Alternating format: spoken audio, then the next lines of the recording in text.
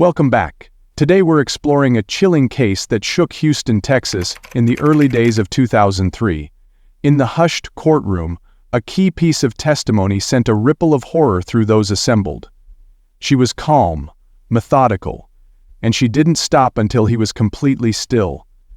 These words, spoken under oath, defined the unimaginable brutality of a crime that would reverberate throughout the city for years to come.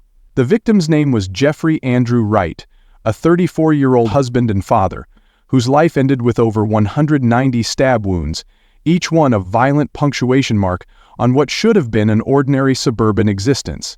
This was not just a crime, it was a betrayal, a horror that awakened the community to the darkest corners of domestic life.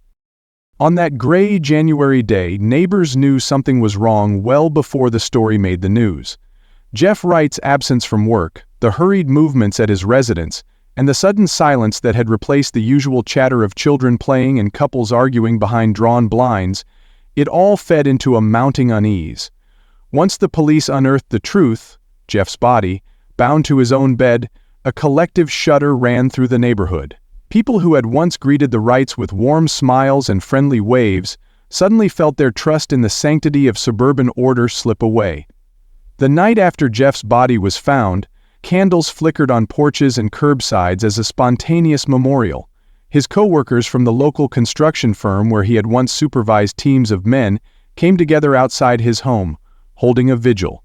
The air was thick with sadness. Photographs of Jeff laughing at a company barbecue and early family portraits from Christmases past circulated online, trying to reconcile the image of a beloved husband and father with the unspeakable violence done to him. Not long afterward, a small, private funeral service took place at a local church.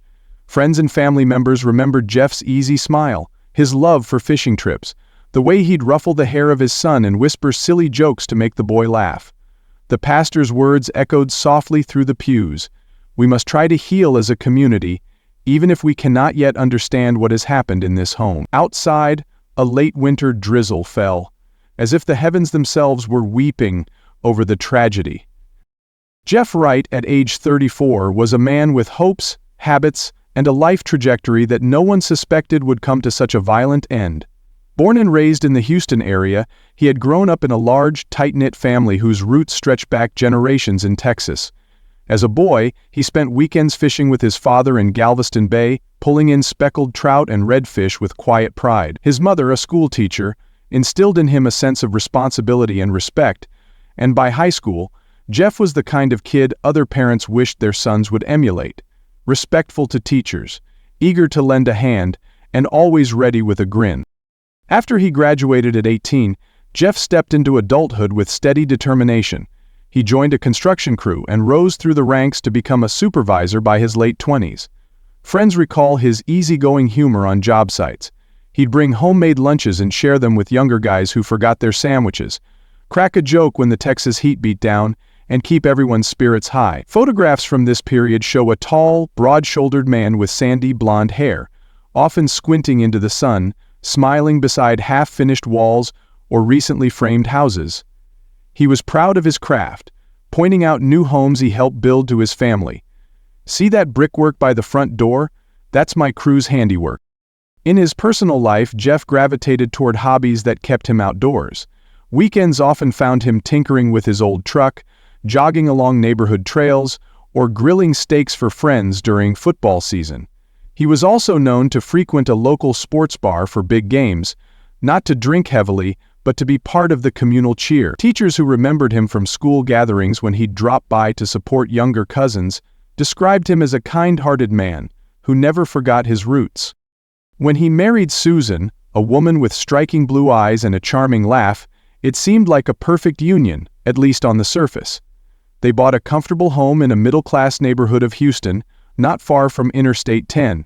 It was the kind of area where neighbors mowed their lawns on Saturdays, children rode bikes along sidewalks, and families hosted block parties on Memorial Day. Jeff's daily routine after marriage began early. Up at dawn, a quick breakfast, scrambled eggs, maybe, then off to the construction site. Evenings were for family dinners, board games with his young son, and dozing off to whatever sitcom happened to be playing on the television. He wanted to provide stability for his family, working hard to ensure a good school for his child, and maybe save enough money for a second car or a long-awaited vacation to Disney World. He had dreams, some of which were as modest as they were heartfelt. Jeff hoped to one day start his own contracting firm, small at first, maybe just him and a few trusted guys, but growing over time. He talked about it often, making quiet notes in a worn-out notebook of the costs for tools, the price of a used truck he might turn into a company vehicle, and the clients he could reach out to. He had the skill and leadership to make it happen, or so those closest to him believed. His was a future of possibilities, cut abruptly short. In the days leading up to the murder, Jeff appeared normal to anyone watching. Security cameras at a local convenience store captured his last known normal day about a week before the tragedy. He bought a soda and a bag of chips around 3:30 p.m., chatted briefly with the clerk about the weather, unseasonably warm for January, with a damp chill lurking around the corners, and gave a friendly wave to a neighbor he bumped into on his way out. There were also family photos taken just days before, showing him holding his son aloft in the backyard, both smiling, the sun low in the winter sky. In a short home video recorded the weekend before his death, Jeff can be seen standing at the kitchen counter, helping his child color a picture of a Christmas tree, remnants of the holiday season still lingering. Nothing in those images hinted at the eruption of violence that would soon tear their world apart. Houston in 2003 was a sprawling metropolis, its population inching steadily upward as people came seeking opportunity. The crime shocked not just the immediate neighborhood but the wider city. At that time, Houston was a mixture of old Texas charm and modern urban complexity. The Wrights lived in a Middle Indian area west of downtown, where ranch-style homes, chain-like fences, and manicured lawns stretched for blocks. This was a place where everyone knew the local diner, where the waitresses recognized your order before you sat down, and where on Sunday mornings church parking lots overflowed with well-dressed families. The population was diverse, a tapestry of cultures and languages, but that corner of Houston still held on to certain traditional values: respect for family, neighborly cooperation, and a collective assumption that everyone watched out for one another. A few miles east of the Wright home was a small park with a duck pond, an unofficial community landmark. To the west, a cluster of chain restaurants, retail shops, and a newly opened hardware store offered signs of economic growth. On maps, the neighborhood looked like an orderly grid of streets, each named for a flower or a tree, where residents boasted of a safe environment, good schools, and friendly neighbors. When the details of Jeff's murder emerged, the city's press compared the location to a stage set for an American suburban dream: modest homes spaced evenly on quiet streets, the kind of place where block parties brought neighbors closer and crime rates were lower than the city's average. Yet behind these pleasant facades, cracks could form. On the day the body was discovered, the weather hovered in the mid-50s, with a low-hanging overcast sky that cast a dull light over everything. Police distributed a basic map of the area, showing the Wright residence in relation to the major roads and the closest police precinct. In news broadcasts, aerial shots highlighted the neat grid of rooftops, nothing visibly amiss from above, as if the horror within that home had been completely sealed off. To understand what led to that fatal night, one must consider the family background. The Wrights were, by outward appearances, a standard American family.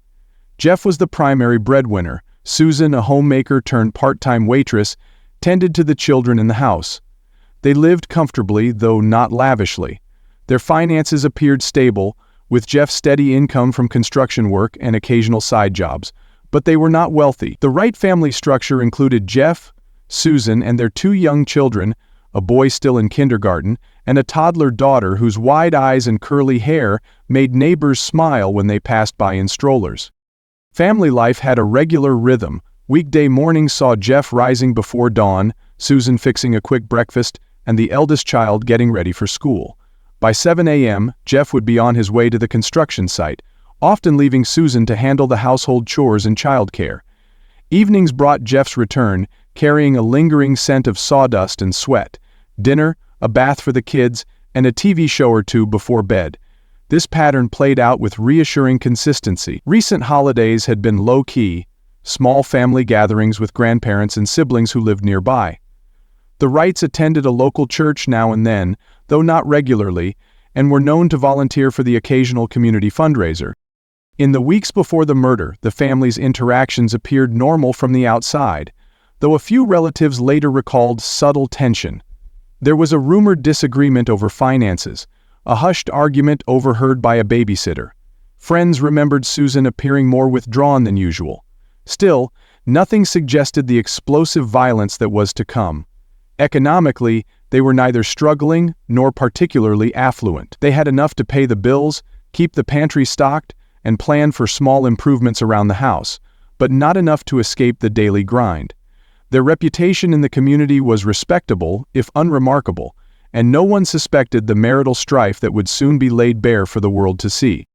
As the weeks turned to days leading up to that fateful night, subtle clues began to emerge, though only in retrospect did they take on significance. On a Monday afternoon, about 4 days before the murder, Jeff was seen leaving work slightly earlier than usual. CCTV footage from a nearby gas station captured him filling up his truck and making a phone call. Records would later show it was to Susan. Witnesses recalled him looking tense, pacing by the pump. A coworker asked later said Jeff had been quieter than normal that week, as though something weighed on him.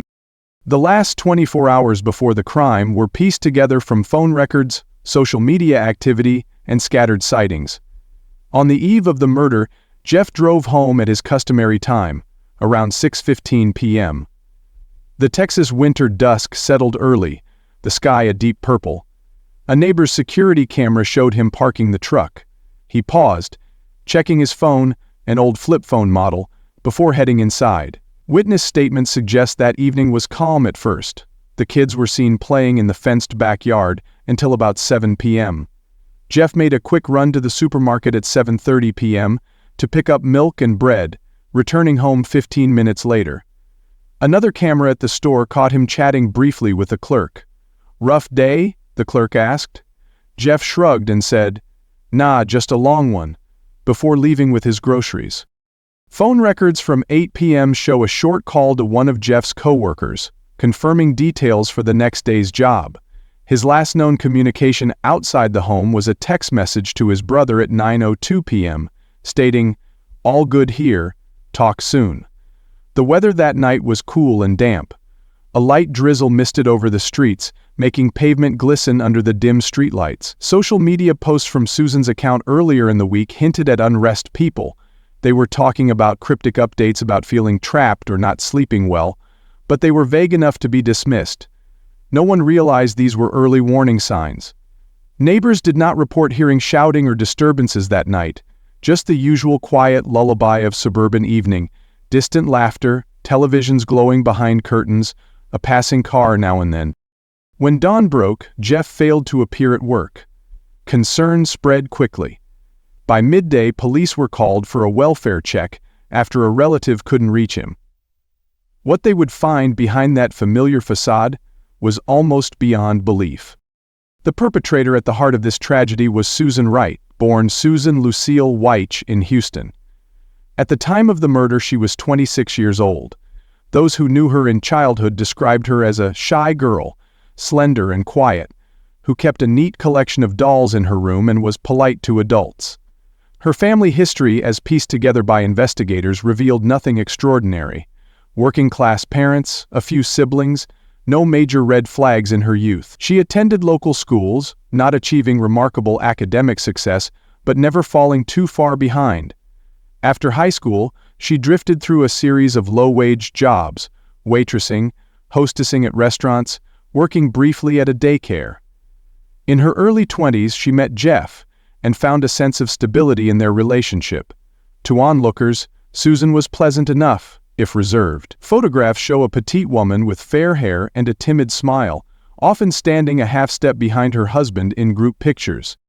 But behind that surface, prosecutors and witnesses would later argue, Susan harbored deep insecurities and resentments. Her social life revolved around a small circle of acquaintances, other young mothers from the neighborhood, a cousin who lived a few miles away, and she was not known to have a vibrant online presence. Her Facebook page, a relatively new concept back in the early 2000s, showed only a handful of photos.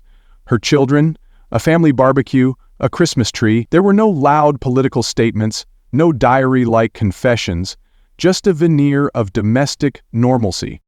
Psychologically, however, Susan's profile grew complicated as investigators dug deeper. Interviews with a former babysitter hinted at a temper beneath her quiet exterior.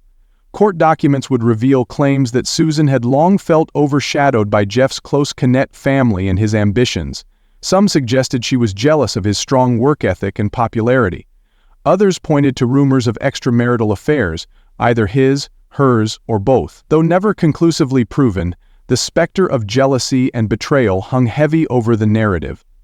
Defense attorneys would claim Susan was abused, that her mental state eroded over time, culminating in an act of what they framed as self-defense. Prosecutors painted a different picture: a cold and calculating killer, motivated by greed, jealousy, and a desire to free herself from a marriage she no longer wanted. Before this murder, Susan had no known criminal record. However, a few unsettling incidents emerged during the trial. An ex-boyfriend testified that Susan once threatened him with a kitchen knife during an argument years prior, but this was unverified and did not lead to charges. Neighbors sometimes heard raised voices late at night, though they never reported anything serious enough to call the police. By the time of the murder, Susan was a stay-at-home mother struggling with the emotional demands of parenthood, financial worries, and possibly a secret life that would never fully come to light. Her relationship with Jeff had allegedly deteriorated. Expert witnesses during the trial debated her psychological state. Some suggested that if Susan committed the crime as described, it was an explosion of pent-up rage and fear. Others thought she might have planned it meticulously, waiting for the right moment. In hindsight, certain behaviors took on ominous significance. A week before the murder, Susan had asked a friend odd questions about sleeping pills. 2 days prior, she was spotted at a hardware store checking out nylon rope, though she bought nothing then. Her credit card statements included a purchase from a local home improvement center for items that could be used to tie someone down. The cumulative picture was one of a desperate, deeply troubled individual. Yet before the crime, she gave no clear, direct warning signs. The night of the murder itself was pieced together through physical evidence, witness accounts, and, later, Susan's own conflicting statements. The fatal attack took place sometime late on January 13, 2003. Inside the Wrights' master bedroom, the couple's bed became the epicenter of horror. Jeff was found bound to the bedposts with rope, face up. The medical examiner's report detailed over 190 stab wounds, primarily inflicted with a knife from the Wrights' own kitchen. The victim's torso, neck, and head bore the brunt of the attack. Investigators believe Susan first subdued Jeff, possibly after luring him into a vulnerable position, then tied him down before commencing the assault. The exact timeline remains murky, but forensic analysis of blood spatter and the positioning of the body suggested the stabbing continued for several minutes. Physical evidence was abundant. The mattress and bedding were soaked through with blood, and knife marks scarred the wooden headboard. Detectives found a large kitchen knife discarded nearby, its handle smeared with blood and partial fingerprints. Luminol tests revealed extensive attempts at cleaning up. There were towels stained with diluted blood in the bathroom and cleaning supplies scattered about. The room smelled faintly of bleach when officers arrived. It seemed clear that Susan had tried to erase the evidence, though only partially. Outside the bedroom, nothing was obviously amiss. The children were found asleep in their rooms unharmed. CCTV from a neighbor's home captured no unusual comings and goings that night, except for a brief period around midnight when a figure, likely Susan, stepped into the backyard, possibly disposing of something. Phone records revealed no calls from the house during the crucial window of time. The weather was cold and drizzly, muffling any screams that might have escaped the walls. In the aftermath of the murder, Susan dialed 911 the following day, claiming Jeff was missing and that they'd argued. Police reports show she appeared anxious, yet strangely composed when officers arrived. She stuck to a story that Jeff had stormed off, leaving her alone with the children. But when detectives noticed suspicious staining on the carpets and an unmistakable metallic odor in the bedroom, the search intensified. It did not take long to find the body, carefully concealed under sheets and blankets. Court documents later revealed that Susan had tried to bury Jeff's body in a hole in their backyard, but either abandoned the attempt or couldn't complete it in time. As the investigation began, Houston police mobilized quickly.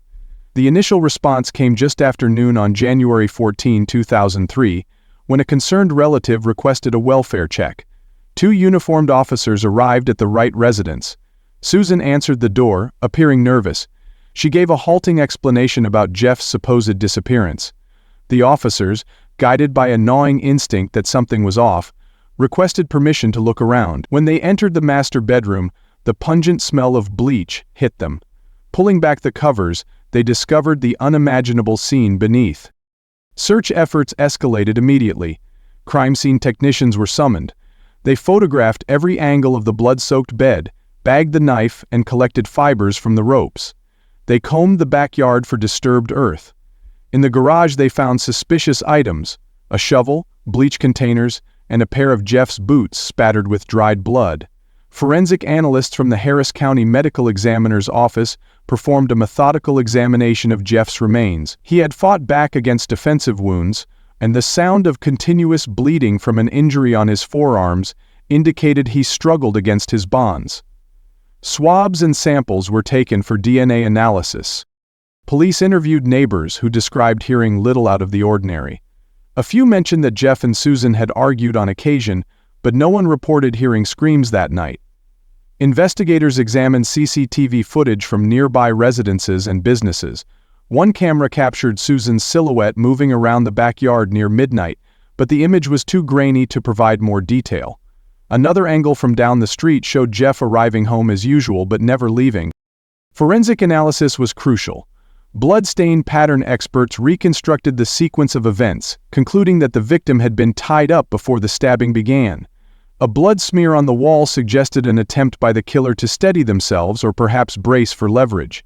Fingerprint dusting picked up partial prints on the knife handle, matching Susan's. The medical examiner established the cause of death as massive blood loss from multiple sharp force injuries. Statements released by the police highlighted how stunned the community was. National media picked up the story, labeling it the suburban slaying or the housewife homicide. Over the next few weeks, detectives scoured phone records, discovering that Susan had made several late-night calls to a phone number listed to a male acquaintance, rumored to be more than a friend. Nothing conclusive emerged, but the possibility of a secret lover provided a potential motive. Social media chatter exploded. Online message boards hosted heated debates. Was Susan a battered wife finally snapping, or a cunning killer who wanted to eliminate her husband for financial gain or romantic freedom? Breakthrough moments came with the forensic findings. Spatter analysis showed clear premeditation. Jeff had not died in his sleep. He'd been awake, aware, fighting for his life. Once confident they had enough evidence, police arrested Susan on January 24, 2003. The community watched the perp walk on the evening news, this petite, tearful woman in handcuffs, flanked by officers. The media coverage grew intense. A local station aired a segment titled "Secrets Behind the White Picket Fence," featuring interviews with former neighbors and co-workers who struggled to reconcile the Susan they knew with the Susan now accused of butchery. As the legal proceedings began, Susan Wright was charged with murder. The arrest occurred just after dusk, at a relative's house where she claimed to be staying temporarily. She looked distraught, crying out, "I loved my husband," as cameras flashed and reporters shouted questions. Prosecutors worked quickly to assemble a case. Court documents filed by the Harris County District Attorney's Office listed the charges as first-degree murder, citing the overwhelming physical evidence and Susan's inconsistent statements. The trial began a year later, drawing crowds of spectators, reporters, and true crime enthusiasts. In a packed courtroom, the prosecution laid out its case. They argued that Susan deliberately bound and stabbed Jeff to death, attempting to stage a disappearance. They called upon forensic experts who testified about the blood patterns, the defensive wounds, and the sheer overkill nature of the attack. "This was no crime of passion," one prosecutor said. "This was a planned and brutal execution." Witness testimonies included Jeff's co-workers, who spoke of his steady character and dedication to family, and neighbors, who described hearing muffled arguments over time. The defense countered with a starkly different narrative. They painted Susan as a victim of long-term abuse who snapped in self-defense, A defense psychologist argued that Susan exhibited signs of battered woman syndrome, claiming that Jeff's controlling behavior and alleged physical abuse had pushed her over the edge. They introduced claims of extramarital affairs, both Jeff's and possibly Susan's, suggesting a toxic household dynamic. Susan herself took the stand at one point, sobbing as she recounted what she claimed was years of torment. Her attorneys presented expert witnesses who spoke about trauma responses and the psychology of domestic violence survivors. The prosecution attacked these claims vigorously, pointing out inconsistencies in Susan's story. They revealed that Susan had changed her narrative multiple times. Phone records and credit card bills were brandished in front of the jury, painting a picture of premeditation. She bought the rope, she waited for him to be in a vulnerable position, she struck and she kept striking long after he was dead, proclaimed the lead prosecutor in a dramatic closing argument. After weeks of testimony and deliberation, the jury returned a verdict of guilty of murder. Sentencing followed swiftly. Susan Wright was given a lengthy prison sentence, 25 years behind bars. Appeals were filed, and after several years the sentence was slightly reduced, but not enough to spare her from spending many years in prison.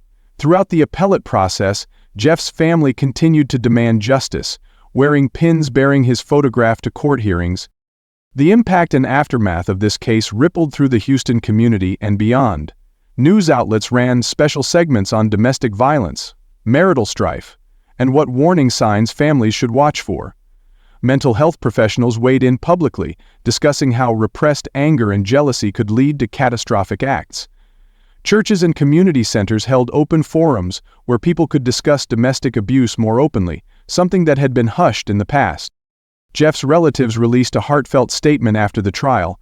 He was a loving father, a good son, and he deserved better. The community responded by organizing fundraisers for the children, who would now grow up without their father.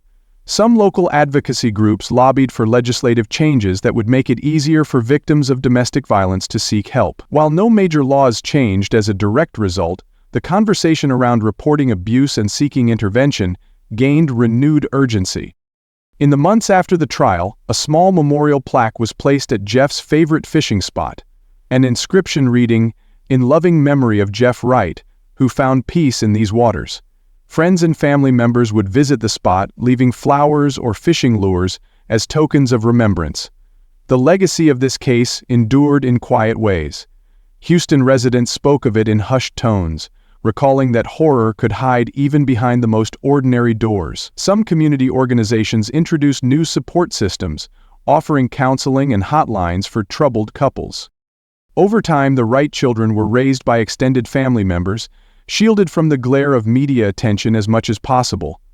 Their lives were forever altered by one night of violence they could barely comprehend. In a few follow-up media pieces years later, reporters noted the changes in the community. A slight uptick in neighbors checking on one another, more vigilance, and a collective hope that by acknowledging the darkness that had visited their neighborhood, they might prevent future tragedies. Today, many years after that fateful night, the Wright case continues to circulate in true crime forums, podcasts, and documentaries. It is frequently used as a cautionary tale, illustrating the complexities of domestic relationships and the devastating consequences when communication and trust break down. Some continue to debate the exact motives, the truth of the abuse claims, and whether justice was served. But what remains indisputable is the enormous toll the crime took on everyone involved. As we conclude this unsettling journey into the heart of suburbia turned crime scene, let's remember the broader lessons it offers. Domestic violence, whether physical, emotional, or psychological, can spiral into unimaginable tragedy if left unaddressed. The Wright murder shook Houston out of its complacency, inspiring conversations and support networks that might help someone else in a desperate situation. Don't forget to like and subscribe for more true crime stories. If you're interested in learning about similar cases where marital tension led to lethal outcomes, consider checking out the episodes on the Betty Broderick case or the Jodi Arias trial. What are your thoughts on this tragic story? Let us know in the comments below. Your voice matters, and discussion can lead to greater understanding and prevention in the future.